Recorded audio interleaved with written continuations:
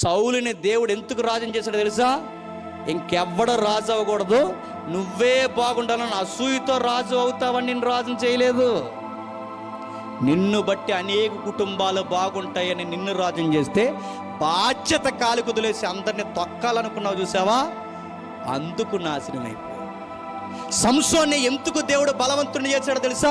ఇక ఎవ్వరూ లేని కార్యక్రమాలు నువ్వు చేస్తా నిన్ను గొప్ప చేస్తారని కాదు, నువ్వు పోయి ఇలాంటి పనికి మాలాలతో సహవాసాలు చేస్తావని కాదు.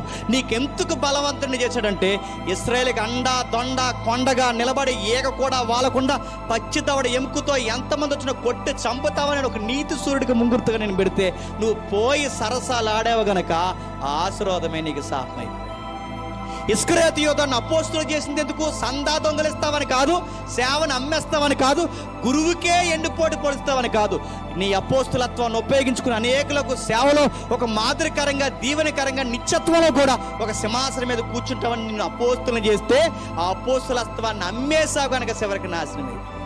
ఇప్పుడు చెప్పండి, నీకు ఇల్లు కావాలా? ఇల్లు ఇస్తాడు. ఆ ఇల్లు ఇచ్చిన తర్వాత నువ్వు చర్చ కొట్టి ఆదివారం నాడు కుర్చీ వేసుకుని అందులో కాళ్ళు పెట్టి థమ్సప్లో ఏదో కలిపి నువ్వు షికారు చేస్తే ఆ ఇంట్లో ఉన్న నిన్ను నీ ఇల్లుని దేవుడే నలిపి అతల పడేస్తాడేమనుకుంటున్నావు. నీకు ఇల్లు ఎందుకు ఇచ్చాడు?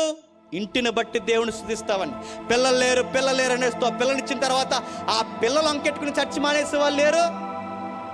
భర్త లేడు అని చెప్పి ఆ భర్త వంకెట్టు చర్చి మానేసే వాళ్ళు లేరు. భార్య లేదని ఆ భార్య పేరు చెప్పి షికారులు చేసేవాళ్ళు లేరు. దేవుడు కొన్ని ఇస్తాడు, వాటిని మెయింటైన్ చేయడం రాదు. ఉద్యోగం లేదంటారు. ఆ ఉద్యోగం ఇచ్చిన అదే జీతాలు పట్టుకెళ్ళి పార్టీలు చేసుకునే లేరు. నీకు ఉద్యోగం ఎందుకు ఇచ్చాడు? పార్టీలు చేసుకుంటావనా? నీకు ఉద్యోగం ఎందుకు ఇచ్చాడు? దేవుణ్ణే మర్చిపోతావని. సోమవారం నుండి శనివారం వరకు కష్టపడు, ఆదివారం వచ్చేసరికి కుటుంబ సమేతంగా నీ స్థానిక సంఘానికి రా. ఏది? నీ ఉద్యోగాన్ని ఇచ్చినందుకు ఉద్యోగం వంకబెట్టి మానేస్తున్నావు. నీకు సంసారం ఇచ్చినందుకు సంసారం వంకబెట్టి మానేస్తున్నావు. నీకు ఆరోగ్యం ఆరోగ్యం ఇచ్చినందుకు ఊరి మీద తిరుగుతున్నావు. నీకు దేవుడు ఎందుకు ఇచ్చాడు? రోగం ఉన్నంతకాలం రోగం అని ఏడుస్తావు. ఈ రోగాన్ని తీసి స్వస్థపరిస్తే ఆరోగ్యం కాలు చేతులు ఆడుతున్నందుకు చర్చెక్కొట్టు ఊరి మీద తిరుగుతావు. నేనేం చేయాలి? నీకు ఆరోగ్యం ఇవ్వాలా తీసేయాలా? దేవుడు ఏదైనా మనకి ఇస్తున్నాడంటే కారణం ఏంటి చెప్పండి? ఆయనకి అకౌంటబిలిటీ గుండి దగ్గరకు ఉంటామని మనకు ఆశీర్వాదాలు ఇస్తాడే తప్ప ఆశీర్వాదాల్లో సుఖాలు మరిగి ఆయన్నే మర్చిపోతామని కాదు.